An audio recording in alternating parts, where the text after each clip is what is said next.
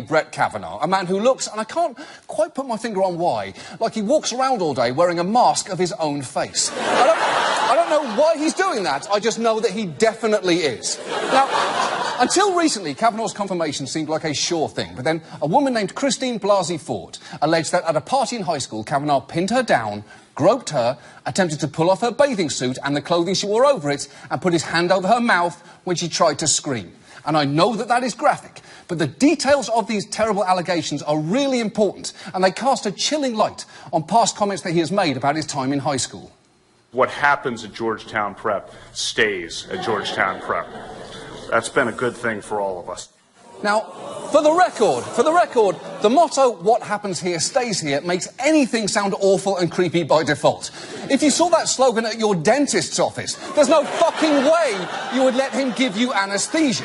Now, Kavanaugh, who has what I can only describe as a resting lacrosse face, denies all of these allegations, and his defenders have pushed back hard, first putting out a letter vouching for him signed by 65 women who knew him during high school, which doesn't really prove anything, does it? Because there's no person on earth who hasn't not assaulted 65 women.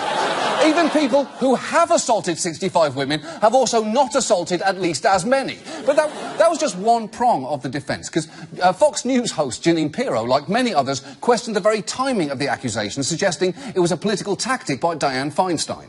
And Dianne, why would you wait to even send it to the FBI? Is it because nothing in you and your pack of demon rats, that's what I said, demon rats, a.k.a. Democrats, bag of tricks, was working against Kavanaugh? Yep, you got her, Jeanine. You got her. Although I do have to say, what does a demon rat's bag of tricks have to do with this? The most Dianne Feinstein could possibly do with that would be to levitate cheese. And that's a skill, but how does it apply here? And it's also worth knowing that while Pirro said that nonsense phrase like it was the first time, she's been trying to make it a thing for months now, because here she is back in June. They're not real Democrats, they're demon rats. That's what I said, demon rats. Jeanine, stop trying to make demon rats happy. Well, look, the most disturbing argument in all the Kavanaugh commentary was the suggestion that even if he is lying, this happened too long ago to be relevant. Just listen to this group of Florida women active in Republican politics. You can't judge the character of a man based on what he did at 17. But in the grand scheme of things, my goodness, there was no intercourse. There was maybe a touch. Right. Can we really? 36 years later, she's still stuck on that? We're talking about a 17-year-old boy in high school with testosterone running high. Tell me what boy hasn't done this in high school. Please, I would like to know. What the fuck are you talking about?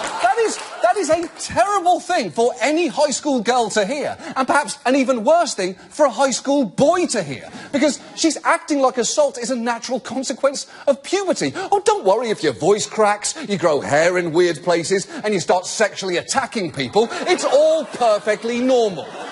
And yet, despite Kavanaugh's protestations of innocence, neither he, nor Trump, nor Senate Republicans have called for the FBI to look into Ford's claims, something she incidentally has said that she would welcome. Instead, allies of Kavanaugh have been spinning alternative theories, none worse than what his friend Ed Whelan, a prominent conservative lawyer, posted on Thursday night.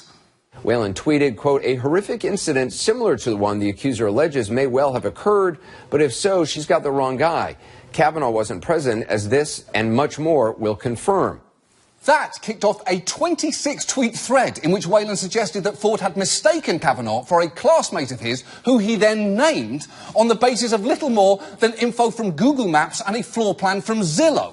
And in doing so, he baselessly accused a private citizen of a sex crime, which is a terrible thing to do, and using Zillow is just a bizarre way to do it.